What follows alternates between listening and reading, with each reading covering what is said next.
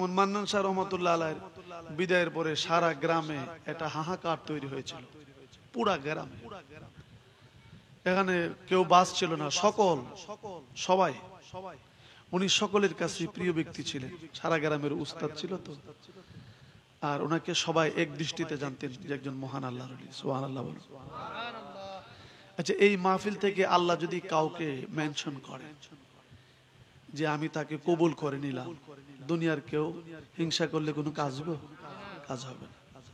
আমার আল্লাহ পারে কি পারে না? জোরে বলেন, পারে কি পারে না? আমার আল্লাহ কাউকে সর্দার বানাইছে, জীবনেও স্কুলে পড়ে নাই, মাস্টার ডিগ্রি পাস, বৈশা রইছে রাই দে মুরুক্ষ বেড়া। অথচ বেড়া কথা কইলে ক আনফে লাহ লইবার নমন, লবণ দেখো নমন আছে কি নাই? এই বেড়া মাস্টার ডিগ্রি পাস, বেড়া 2-4 জন বই রইছে, সবাই লইয়া রাই দে বালা এ বেড়া সর্দারের ফেসো ফালাইছে। এটা হইল ক্ষুধা প্রদত্ত একটা বিদ্যা। কথা বলুন ঠিক কিনা? ক্ষুধা প্রদত্ত বিদ্যা। আল্লাহ কাউকে আবদাল বানায়, কাউকে কুতুব বানায়, কাউকে মুফতি বানায়, মুফাসসির বানায়, মুহাদ্দিস বানায়, কাউকে কামেল বানায়, কাউকে কামেল মুকাম্মেল বানায়।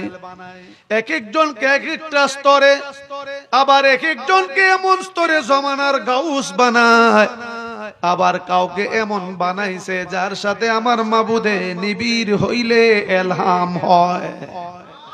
বলুন না আল্লাহু আকবার।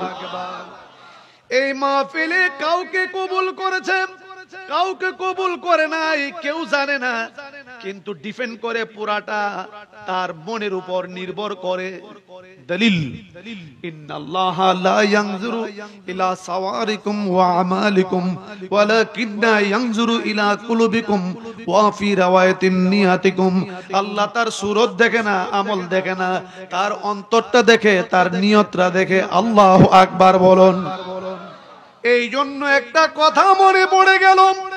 আব্দুল্লাহ ইবনে মুবারক বলেন, আমি মক্কা শরীফ গেলাম, মক্কা শরীফ গিয়ে আমি যখন বাইতুল্লাহ শরীফ তাওয়াফ করে সারা রাত সজাগ হয়ে আমি বাইতুল্লাহ শরীফ তাওয়াফ করিয়া সারা রাত তাওয়াফ করতে করতে শরীরটা একটু কাহিল হয়ে গেল। শরীরটা কাহিল হওয়ার পরে আমি হেরাম শরীফের ভিতরে হেলান দিয়ে একটু ঘুমিয়ে গেলাম। ঘুমের ঘরে আমি স্বপ্নে দেখতেছি 2 জন ফেরেশতা কথা কইতেছে। সুবহানাল্লাহ কয় না? আরো আস্তে কোন সুবহানাল্লাহ। ফেরেশতার কথা শুননা মন হইতাছে এই গ্রামে ফেরেশতা ডেলি সকাল সন্ধ্যা আসা যাওয়া করে, দেখা যায় মানুষের সাথে দোকানে বয়া চাও খায়। তাহলে বলেন না আল্লাহু আকবার। স্বপ্নে যুগে ফেরেশতারা কেউ দেখছেন না, আছেন একজন ফিগারের লোক। আব্দুল্লাহ ইবনে মুবারক 2 জন ফেরেশতা কথা বলতেছেন। একজন বলতেছে এই বছর কতজন লোক খরচ করছে? 7 লক্ষ। আরেকজন ফেরেশতা বলতেছেন 7 লক্ষ লোক হজ করেছে, একজনের হজ এবার কবুল হয় নাই, ডাব্বা মারছে নীল। সুবহানাল্লাহ কয় না রে? 7 লক্ষই ডাব্বা মারছে নীল। হুজুর রাজে বলে হজ করেছো কবুল হয়েছে কিনা গ্যারান্টি নাই, নামাজ পড়েছো কবুল হয়েছে কিনা গ্যারান্টি নাই।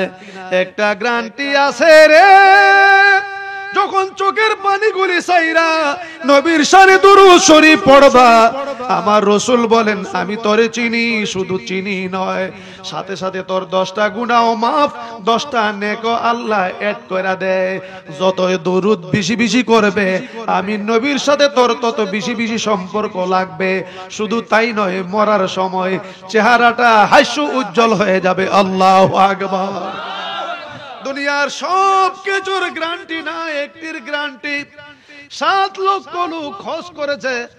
আব্দুল্লাহ ইবনে মুবারক কয় সর্বনাশ। স্বপ্নের ভিতরই দুনিয়ার সবার স্বপ্ন আর ওলিদের স্বপ্নের মধ্যে ব্যবধান আছে কি নাই? মোল্লা বেড়া স্বপ্নে দেখে মিলাদ ফইরা গিয়া বাড়িতে ঘুমাইছে, ঘুমের ঘরে স্বপ্নে দেখে জিলাপি খাইতাছে, মুসল্লি আইনা জিলাপি দিছে, মাসের জিলাপি ফায়া ইচ্ছা মতে খাইতাছে। খাইতাছে যে উপরে আসিন কম্বল, জিলাপি তো খানা পুরা কম্বলটার কোনাটা সাবাইয়া ফেস ফেসায় লাইতাছে। বয় কয় ঘটনাটা কি? এবারে একলা একলা মাহফিল থেকে আয়া নিচুবে তাবারকটা খাইতাছে, আমি দিকা লই কি তাকা আমারে ফালায়া টর্চ লাইট টিফাদা মাইরা দেহে কম্বলের কোনাটারে ফেস চালাইতাছে। তো মোল্লা বেড়ার স্বপ্ন আর আল্লাহর ওলির স্বপ্নের মধ্যে ব্যবধান আছে কি নাই? বলুন না ব্যবধান আছে কি নাই? স্বপ্নে দেখে আরেকজন ফেরেশতা বলতেছেন 7 লক্ষ হাজির মধ্যে কারো হজ কবুল হয় নাই। পাশের ফেরেশতা জবাব দিচ্ছে, একজন লোক হজ করতে আসে নাই, কিন্তু আমার আল্লাহ তার হজকে কবুল করে নিয়েছে। সুবহানাল্লাহ কয় না? দেখছেন নিকার বার্তা। এই কথা শুননা আপনাদের গ্রামের নাম কি?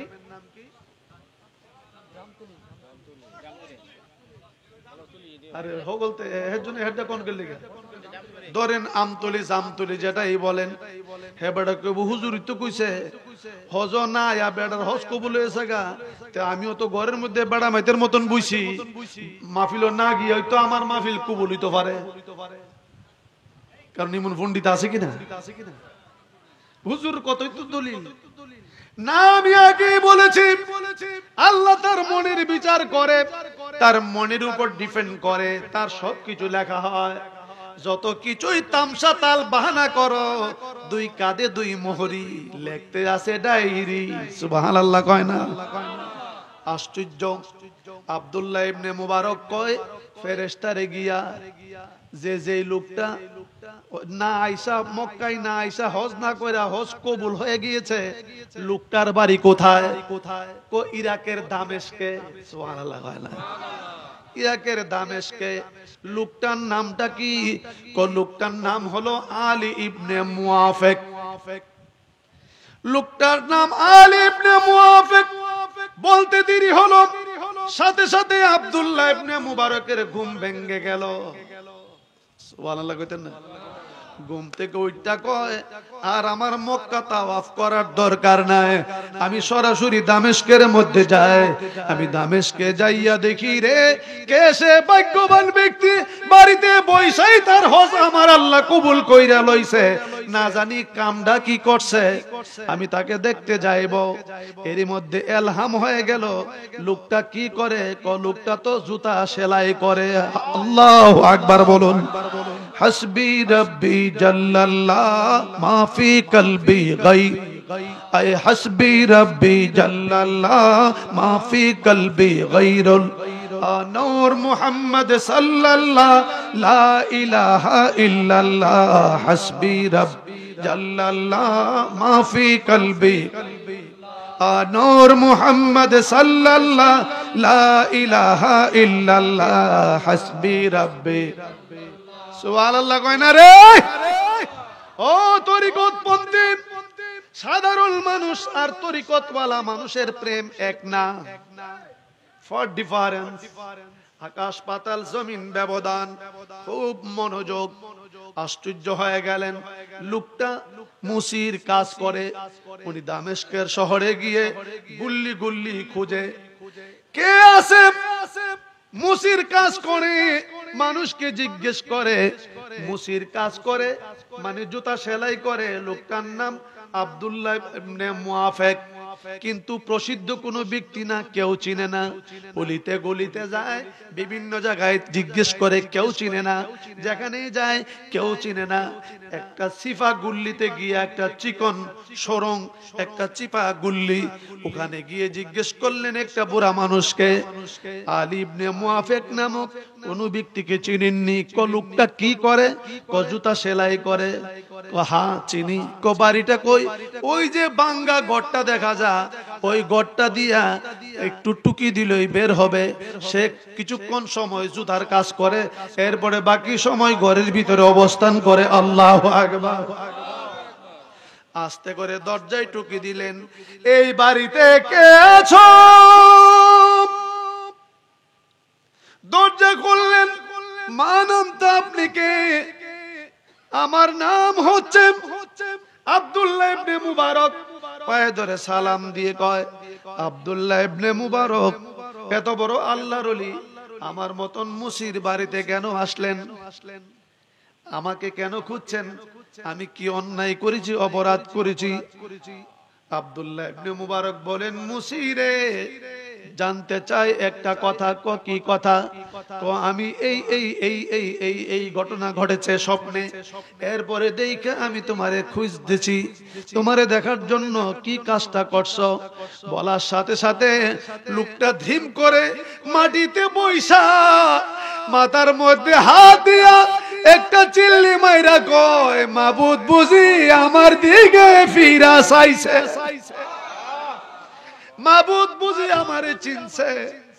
আমি তো বাড়ির থাইকা আমার হজ কবুল হয়ে গেছে, আমি তো আল্লাহর এমন প্রিয় বান্দা না, আমি তো সেই স্তরে পৌঁছতে পারি নাই।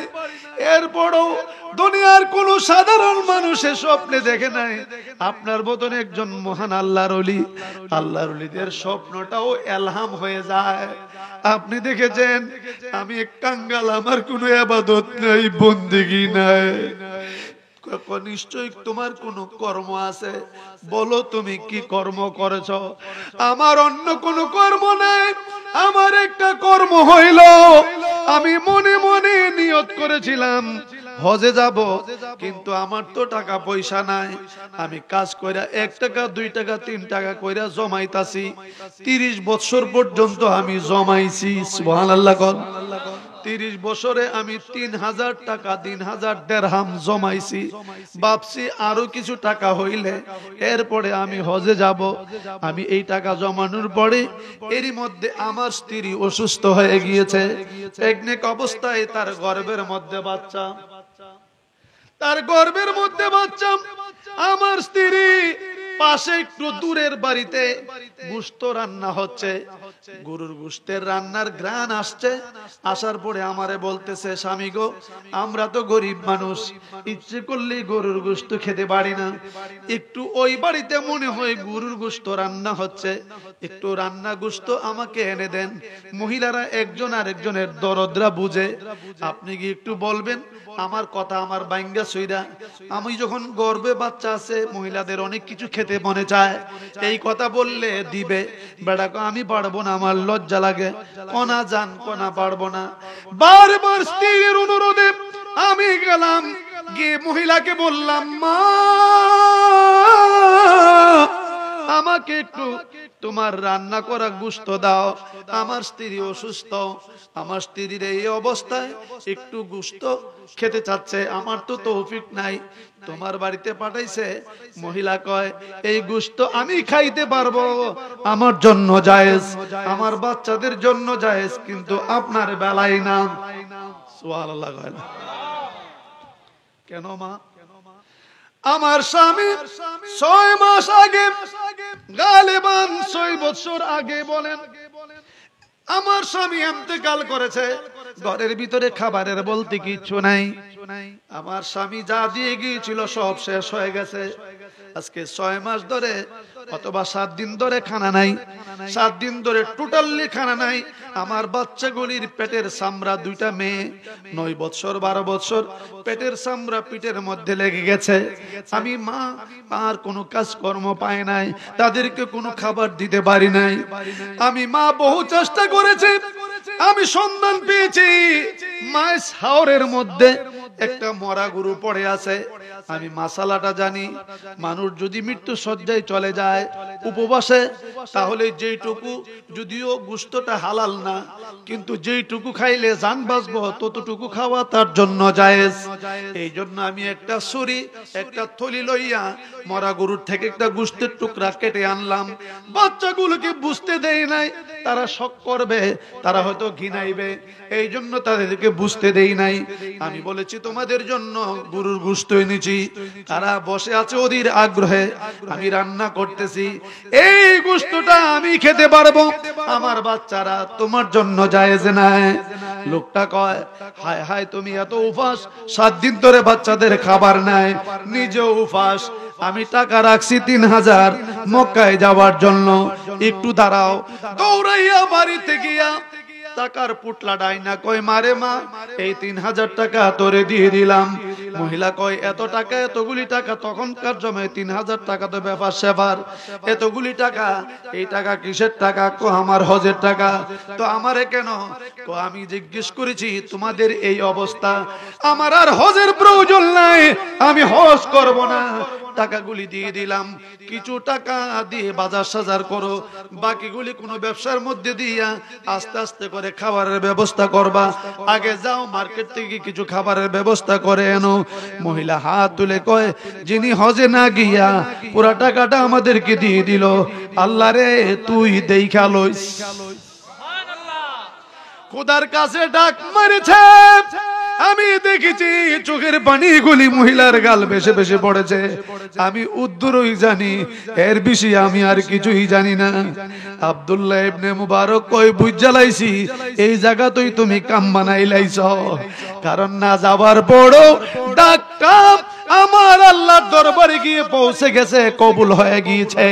সেই জন্য ওই ব্যক্তি হজ না করার বড় আমার আল্লাহ তোমার হজকে কবুল কইরা লাইছে, বাড়িতে রাইখাই তোমার হজ হয়ে গেছে। আল্লাহু আকবার বলুন। এবার যদি আলী ইবনে মুআফিকের হজ যদি বাড়ির থাইকা যদি কবুল হয়ে যায়, আজকের এই কি জাম তুলে বলেন, পলাশ তুলে বলেন, আর যে কোনো জায়গায় বলেন, আপনি যদি প্রেম নিয়া, মোহাম্মত নিয়া, নবীর ইশক নিয়া যদি বসিয়া যান, আর আমার নবীর নজরে যদি পড়িয়া যায়, আমার নবী যদি বলে আল্লাহ এটা আমার উম্মতই, আমার নবী যদি স্বীকার কইরা লায়, ওই ব্যক্তির জন্য জাহান্নামের আগুনটা হারাম। আমার